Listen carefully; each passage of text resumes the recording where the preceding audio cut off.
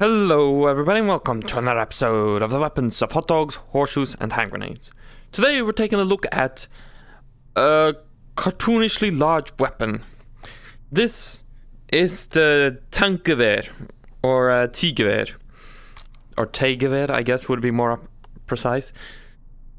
So it, as you can see, massive weapon. So, oh shit, come back here.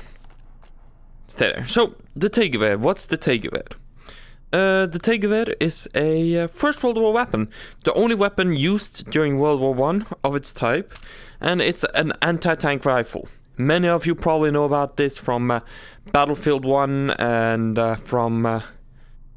yeah, what else? I believe Ian McCollum from Forgotten Weapons has covered it. And Ottaios from Sea and Arsenal have covered it. I recommend you watch those channels. Great channels with loads of information. So this rifle started as primarily... I believe it started as a test platform and got put into service partially because they were planning on a different weapon, but they couldn't get it finished in time. So it's chambered in this big-ass cartridge. This is 13.2 millimeters. And the Germans, during World War I, of course, they faced a lovely tank. The Mark I, Mark II, Mark III, and Mark IV tanks. And I believe Mark V as well, and maybe more. Stop rolling. Whatever. So, during World War I, they had some solutions against tanks. One of these solutions was a armor-piercing an armor-piercing 8mm Mauser. However, when they faced the Mark IV tanks, it wasn't enough. So the Germans decided, okay, we need a bigger bullet, and we want them in machine guns. Well, the machine gun part never happened. But Mauser did produce this rifle. It's a single-shot rifle, no magazine, chambered in this 13.2mm round. And it was made for use against tanks, in which it was fairly effective at during the time, since World War I. Remember, tanks had maybe 10mm of armor, or small amounts of armor. So a big bullet, more than enough.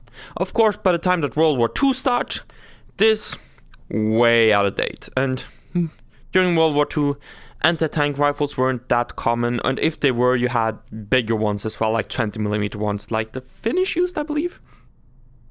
But World War II, they were basically irrelevant. So it did face service during World War I. It got put into service in 1918. About 5,500 were produced, which not a huge amount, but enough.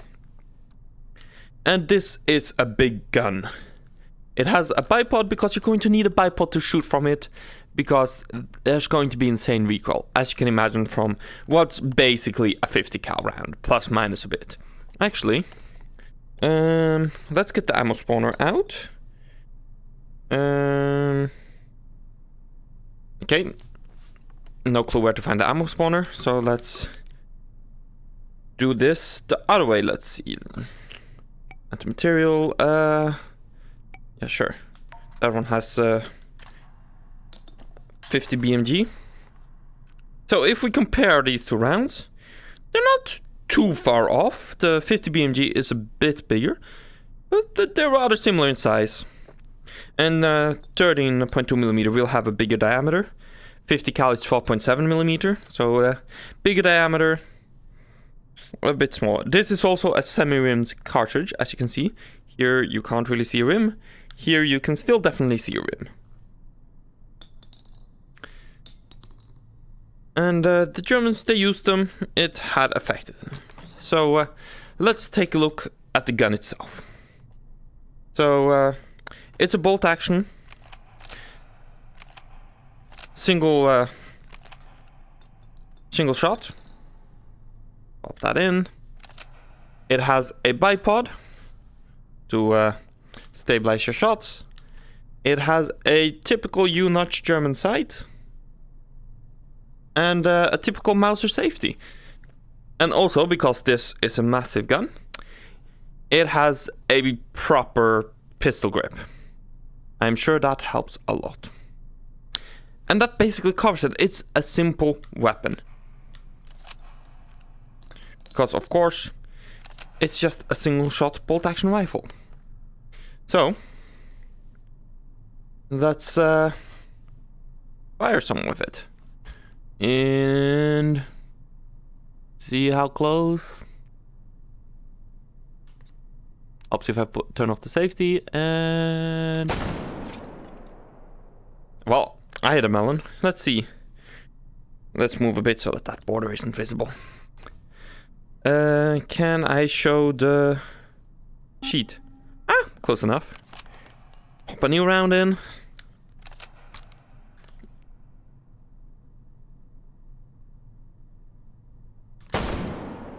Ah, bullseye. So of course you won't get huge fire rate with this since you have to manually reload every round. Let's try 100 meter. But this rifle would have been... ah, yeah. Its sights are adjustable up to 500 meters. So, let's see. I don't believe this range goes to 500 meters. No. So, 400 meters. Which, of course, not ideal with iron sights. I can barely see the target from here. So, in theory, now I just... line up the sights, aim it perfectly, and hey, I hit 400 meters. It's doable, but of course, at the longer ranges with a pure iron sight, you're not really going to be hitting much. Let's bring this down to 200 meters, and let's try to shoot offhand. So here. Offhand with our hands. Here, the recoils should be pretty intense. Not too bad.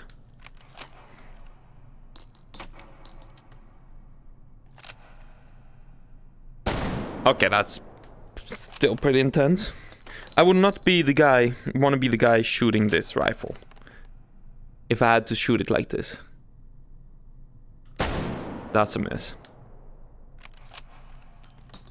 And one thing I noticed, it does not really have powerful ejection. The bullets kind of fall out rather than fly out. Ah, I hit the target.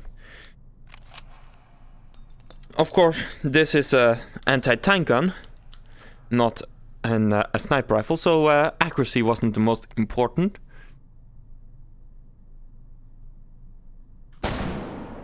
Although, accuracy was actually relatively important with these guns compared to modern tank rounds, since in modern day, or World War II even, you basically hit the tank, they're dead, roughly. Pop another one to make sure. With these, and that's because they have actually, in the case of modern tanks, they don't have explosive filler. So maybe that doesn't apply for modern tanks as well because of the armor, their insane composite armor and all of that. But between World War II and 60s, 70s, you hit the tank, they're dead. And that's because then you had basically high explosive filler in your rounds. So if you hit the tank, it penetrates and it explodes. Tank is gone, voila. Well, here, there's no explosive filler in this round. It's literally just a lead bullet with a copper jacket, of course, because modern technology. So if you want to knock out a tank, you actually, with this rifle, you gotta kill the drivers and the gunners one by one. And with these Mark 1s, or these early tanks, they would have rather significant crews of like 8 people. The German one, the AV1? No. A8V? It's something 8, I believe. AV8? No. That's the American Harrier. I've been playing some War Thunder recently with the AV8 being rather popular. The German tank enemies of World War I, which only 18 were made, I believe, that had a ridiculous crew of like 20 people. Like a modern tank has 4, sometimes even 3. But that one had 20. So You gotta knock out a lot of people just one by one, and you gotta hit them. All of course, spalling and ricochets might knock a couple out, but you gotta be rather precise with this compared to World War II weapons. But still, it got the job done. And it's, as you can see, it's a beefy boy. So yeah, and I think that covers this weapon. It's a rather simple weapon. It didn't have too much history since it was at the tail end of World War I, but it definitely got the job done. So, I hope you all enjoyed this quick look at the Tankgewehr. I should also mention why it's called Tankgewehr. Fun fact, during World War I, the Germans didn't have the word Panzerkampfwagen. That happened after World War I. During World War I, they just called them tanks, which is why this is a Tankgewehr and not an some anti-Panzerkampfwagengewehr or something like that, because Panzerkampfwagen as a name didn't exist yet. So instead, it's just Tankgewehr. I don't know what the German word for anti-tank weapons is. That's why I said anti-Panzerkampfwagen. Don't judge me on that. If we ever have an anti-tank cannon, a German anti-tank cannon in World War I, in hot dogs, horseshoes, and hand grenades, I'll be sure to figure it out. But for now, Also, I should mention Mauser. If you didn't know it's made by Mauser, they made it pretty obvious right here, 1918. So anyways, thank you all for watching. I do hope you enjoyed. Be sure to leave a like, subscribe, and all of that. And yeah, I'll catch you guys in the next one. Bye.